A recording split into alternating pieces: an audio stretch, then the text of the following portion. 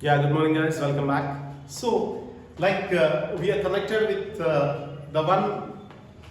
the three important parallel ranges like Himadri, Himachal, Shivaliks.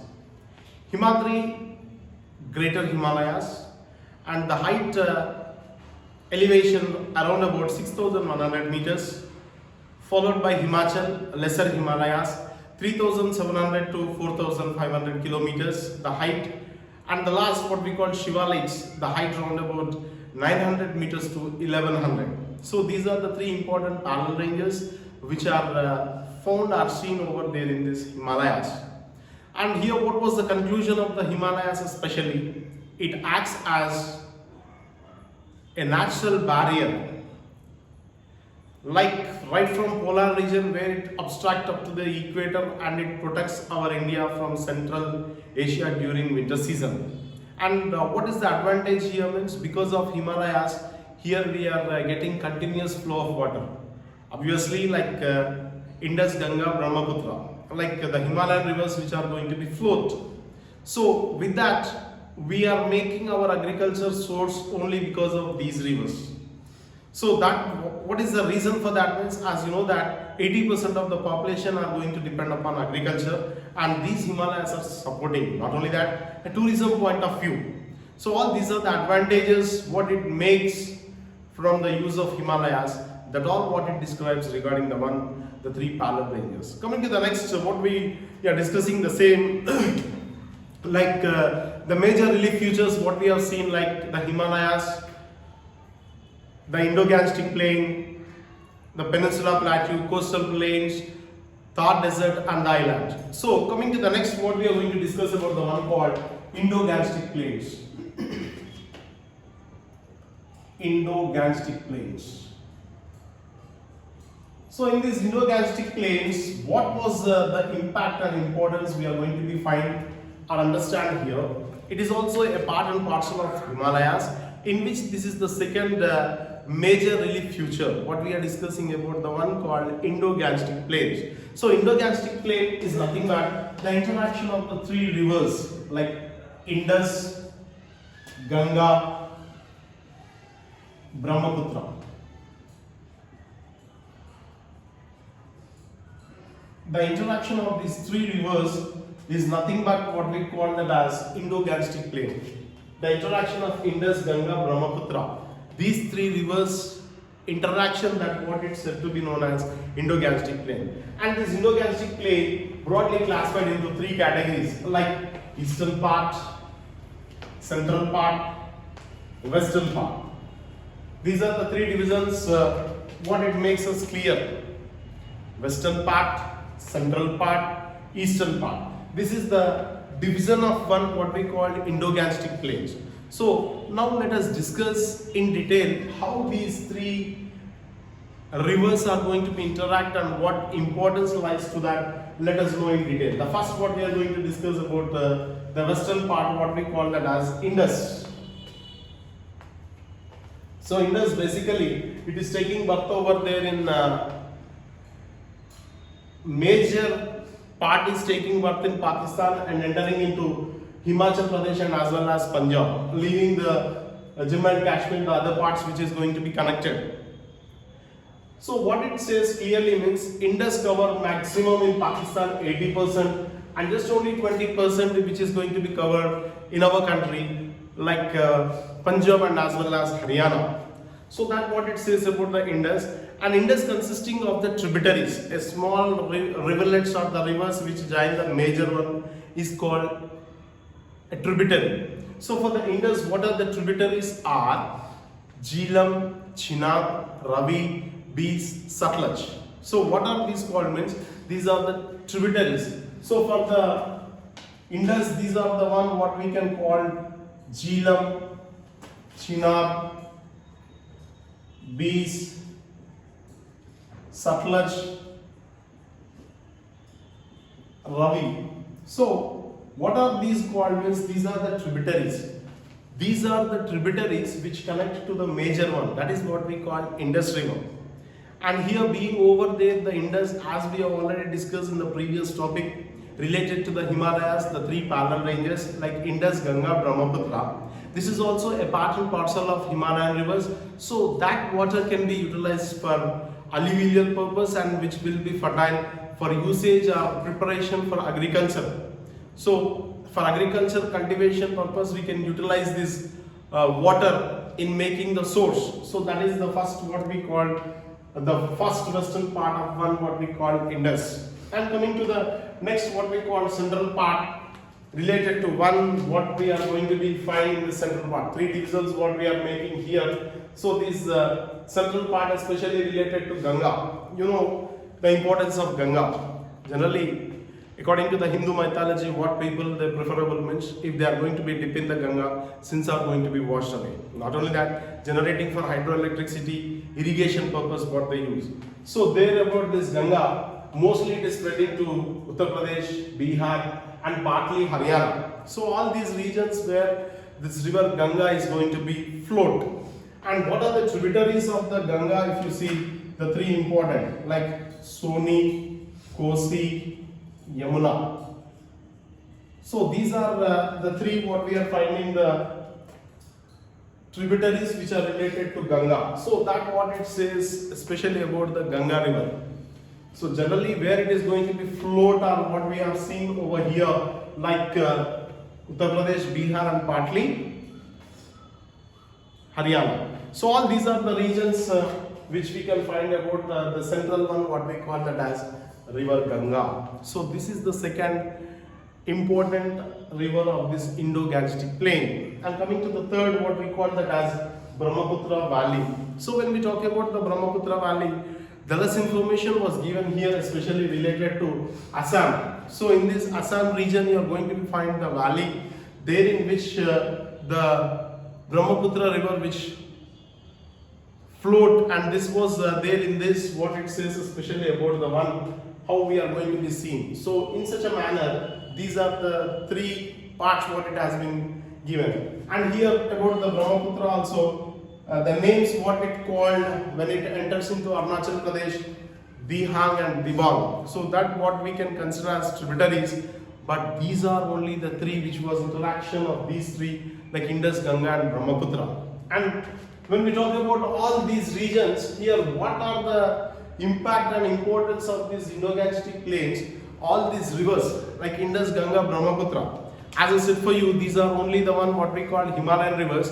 These rivers which are floating, and with that floating what we are going to be finding here there in these regions like pebble student, like porous in bed in nature, like marble what we call, what we can find such type of stones, and that was extending around about 8 to 16 kilometers. So that what it says especially how this can be made better to make such type of usage of this Indo-Gangetic plain, how these are flowing and how these are appearing. So that all what it says here 8 to 16 kilometers especially like pebble students, and that what it says these are closer to the Himalayas like what we call Shivaliks, outer Himalayas, nothing but Shivaliks. So with these, when these are going to be found, what are the future which are going to be appear means, the future what we are going to be appear is called Babar. The future or the feature, whatever you call, that feature is nothing but what we call Babar, which is going to be appear. So all these are only the interaction of Indus, Ganga, Brahmaputra. So due to that what we call this as Indo-Gangetic plain. And not only that, here these Babar region in which like what we find a part of few area leaving that area, the region, there it appears like streams, rivers, and that whatever the streams and rivers which appear like one, like reappearing, re-emerging. So such type of re-emerging of one, what we call that as swampy marsh. And what it makes clearly here, these are the futures in which it was completely alluvial and fertile, making the better usage for agricultural field. So that all what it makes us clear how these Indo-Gangetic plains are utilized. So generally when we compare to the major landforms, mountains, plateaus and plains is suitable.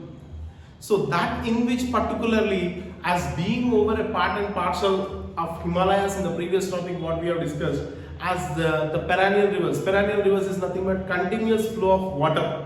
So such type of impact and importance what we are going to be finding. Not only that, one more important feature like what we call Doab region. Doab region is nothing but the fertile land between the two rivers. The fertile land between the two rivers, what we call that as Doab region, that makes fertile for what means agricultural purpose. So these are the things which we can find are seen over there based upon Indo-Gangetic plains. So all these are only the important what it lies towards the one. So these are only the one what it says regarding Indo-Gangetic plain, how these are the impact which what we have seen. So that all what it describes regarding the one what we call Indo-Gangetic plain. And after completion of Himalayas and as well as Indo-Gangetic plains, now let us discuss in detail the third important feature what we call that as peninsular plateau. So in this Indo-Gangetic plain, especially the Indus, where it is having the future Doab, in between the two fertile lands, where the region which is suitable for agriculture related to one what we call Indus. These are the three things which are related to Indus, Ganga, Brahmaputra. These are only the second major relief feature what we have discussed. Now the next we are going to learn about the one called the peninsular plateau. The peninsular plateau.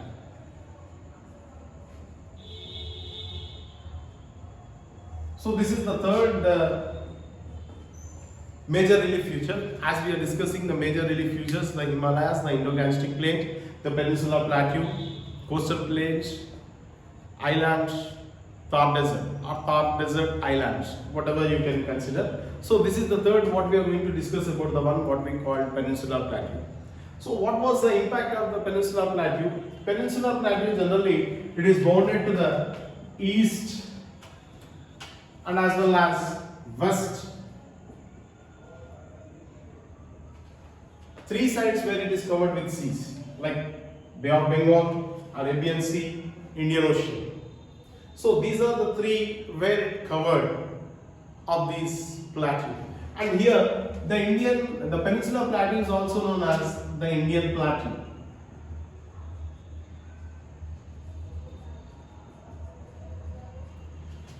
The peninsular plateau is also known as the Indian plateau. And where what was the shape which appear irregular triangle in shape. Irregular triangle in shape, the Indian peninsular plateau, how it appeared. The peninsular plateau is also known as Indian peninsular plateau, and this is how it is appearing means irregular triangle in shape, and where it is covered three sides of water like Bay of Bengal, Arabian Sea, Indian Ocean. So these are the features what we are going to learn about the one what we call the peninsular plateau. Not only that, here it comprises of various types of the rocks like metamorphic, igneous. All these are the types of rocks like sedimentary, like what we have seen gravel, pebbles, sediments in Indo-Gangetic plain. Such type of rocks are also seen here, metamorphic, igneous. So all these are the rocks which are considered making to have such type of impact related to one what we call the peninsular plateau. And this peninsular plateau which divides towards the east side Eastern Ghats, west side Western Ghats. And this is the peninsular plateau which is tilting towards the east. The peninsular plateau which is tilting towards the east direction. So these are the directions as you see here, east, west, north, south. So that was the impact especially related to peninsular plateau, and this Indian peninsular plateau or the peninsular plateau, in which we can find not only the types of rocks but also we can find of metallic and non-metallic, metallic and non-metallic minerals, non-metallic minerals. Metallic and non-metallic minerals are also found over there in this peninsular plateau. These all are the important features what we are finding, and towards the east, Eastern Ghats, towards the west, Western Ghats. So these are the divisions what it makes us clear, and we find over there the valleys towards the east, and that what it is spreading from Kanyakumari, Kashmir to Kanyakumari, what we call, how these divisions are going to be found are made. And there in this, if you see this, the two importance like what we call Malwa Plateau towards the north and Deccan Plateau towards the south. So these, especially if you look after this, what we are going to be find are seen Peninsula Plateau broadly classified two divisions. The central highlands like what we call Malwa Plateau and as well as Deccan Plateau. Malwa Plateau towards the north, Deccan Plateau towards the south. These are the two divisions what it says, especially how the Peninsula Plateau has been made, that all what it comprises. So as we have seen, Eastern Ghats towards the east, Western Ghats towards the west, and the southern part what you are going to be finding Kanyakumari. After that, the Peninsula Plateau, which the broadly divided into two divisions like Central Highlands and as well as Deccan Plateau. So there in this, if you see the river which is going to be flowed, what we call River Narmada.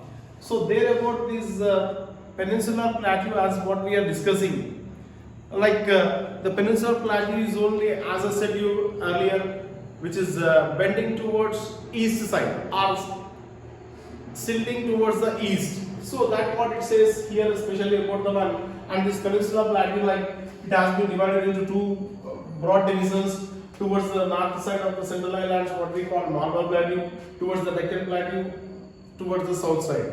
So these are the broad divisions with which what we are going to be find River Narmada, which is going to be exist over here. So being over the Peninsula Plateau region, and it is not suitable to make agriculture.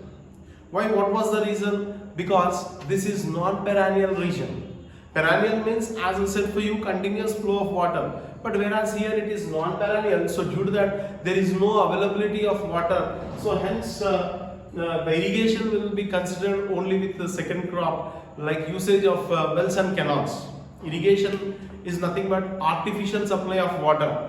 The absence of perennial river, as we are following non-perennial river, and that to raise up the second crop, we are using like what we call wells and canals to make the agricultural production better. And towards the southern side of Bihar, what you are going to be find the one what we call that as CNP, nothing but Chota Nagpur Plateau. So what was the importance of this Chota Nagpur Plateau means, here it is very rich in mineral resources.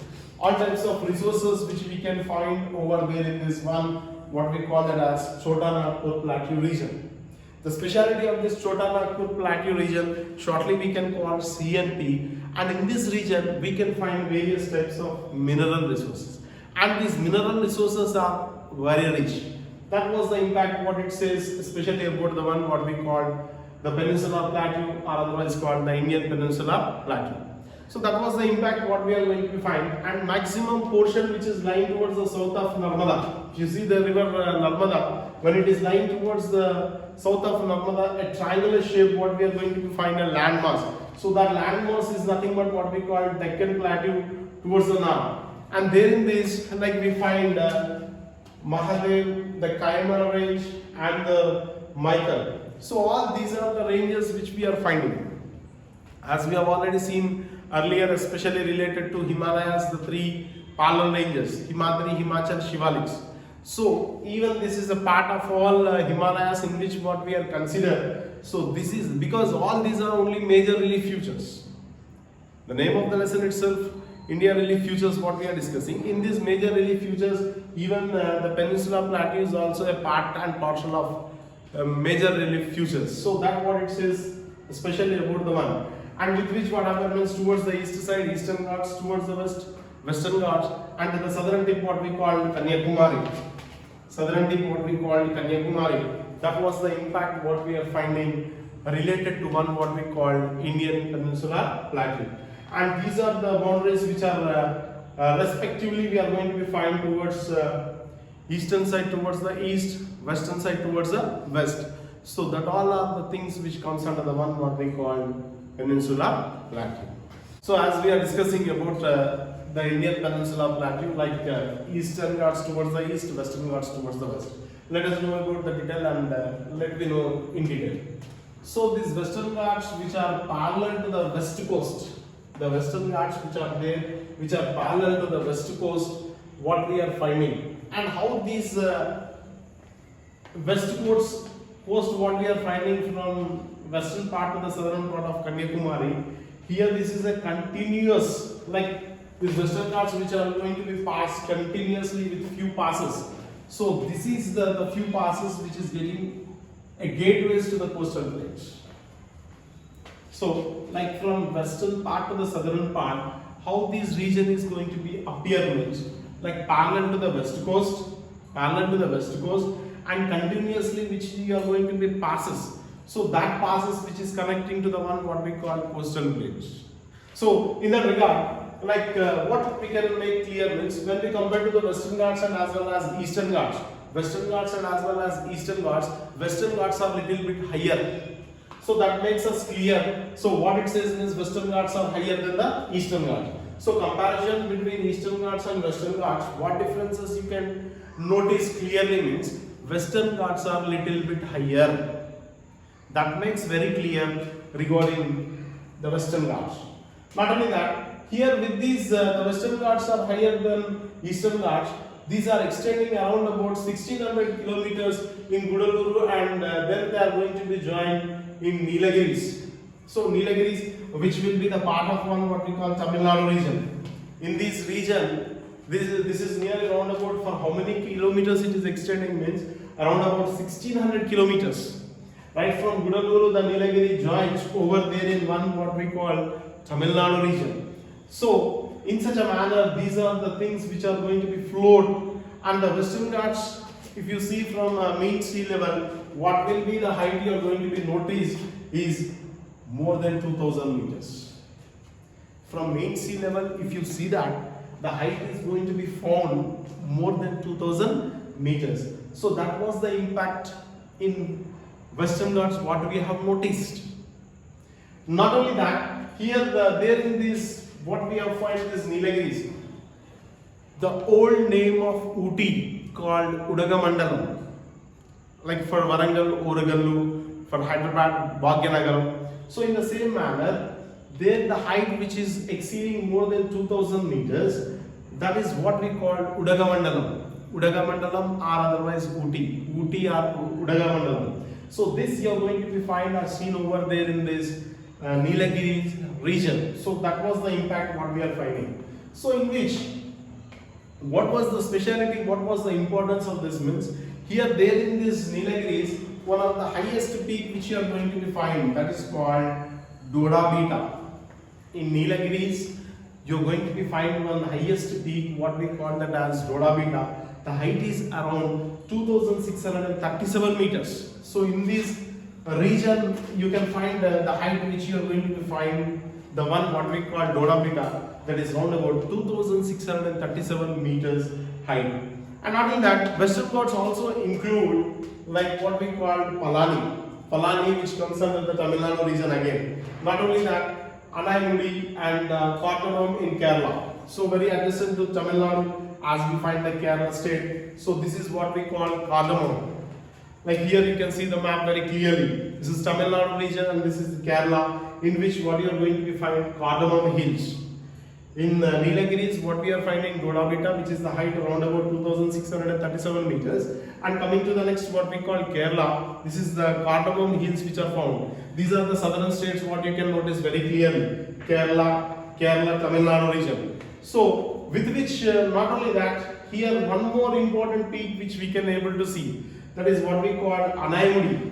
Anaimudi is the highest peak in South India and the height is around about 2695 meters. This shows the clarity here. 2637, 2695 meters. So entire South India, the highest peak is only the one. This is what we are considered as Anaimudi. To make you clear, school first is different, state first is different. Like school first what we can consider as Dodabita, just state first what we can consider as Anaimudi. to make you, just I'm giving a hint to remember you while you're writing in your examination. So these are the two importance what it makes very clear regarding the Western Ghats. Two things what you have to be noticed: Doda Beta is the highest peak only in Nilgiris, but whereas Anaimudi peak is highest in southern India. So these are the things which are related to one what we call Western Ghats. That was the one what it is related to Western Ghats. And now let us conclude the topic with the Eastern Ghats. So far we have learned about the Western Ghats. Now we are going to learn and deal about the Eastern Ghats. So coming to the Eastern Ghats, these Eastern Ghats are extending towards Mahanadi Valley, towards Nilgiris in the south, like what we have seen or noticed. In the same manner, these are also extending towards the south. And when you compare to Western Ghats and Eastern Ghats, what I said here very clearly, Western Ghats are continuous flow, but whereas here these are not continuous. Eastern Ghats are not continuous here. Here the gap what we can find, but whereas here continuous. Here these are not continuous.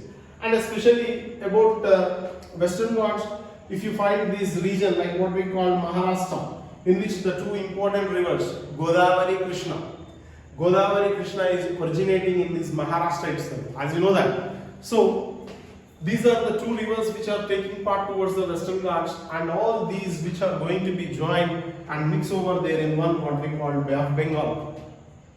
So taking the birth of Maharashtra and then it is extending and falling over there in Bay of Bengal. Like what we call the rivers like Godavari and as well as Krishna. So all these joins over there in Bay of Bengal. Like what differences when we compare between Western Ghats and Eastern Ghats? Eastern Ghats generally what will be the height? Means the height is only up to 900 meters. Maximum it exceeds only 900 meters. But here one of the important thing, what does that means? Aramakonda at Chintapalli, that is the height around about 1680 meters in height. What we can make this thing, so due to that this became as the highest point over there in the Eastern Ghats. Like Western Ghats what we have seen, Doda Beta and Anaimudi. Like in the same manner in the Eastern Ghats, what is the highest point you have to remember is that Aramakonda at Chintapalli, that is in Andhra Pradesh, around about 1680 meters height. Generally what I said, the height will be maximum exceeds only 900, but it is 1680. What it makes clear, 1680. So that is the reason this became the highest peak over there in the Eastern Ghats. With that, we find of all these are the forest area what we can see: Nallamalas, Velikondas, Palakondas, Seshachala, and all these are the hilly tract region where we can find over there. So such type of impact, such type of importance is only shown regarding these two variations or the differences. That makes us clear how these are the two things which we can observe and find. That makes clear. So what was the remarkable feature of this, to conclude the point, is only the one like Peninsula Plateau is completely towards the black soil, and after formation of black soil due to the volcanic activity. So these are the future what we are finding here. So because of these like what we have seen, Nallamalas, Velikondas, Palakondas, Seshachalam and hilly tracts of the Eastern Ghats, these are the remarkable future in which what we are finding, the Peninsula Plateau is going to be in black soil, and that was only the origin which is taking part for due to the formation of volcanic activity. So that what it says, the variations between Western Ghats and Eastern Ghats related to Peninsula Plateau.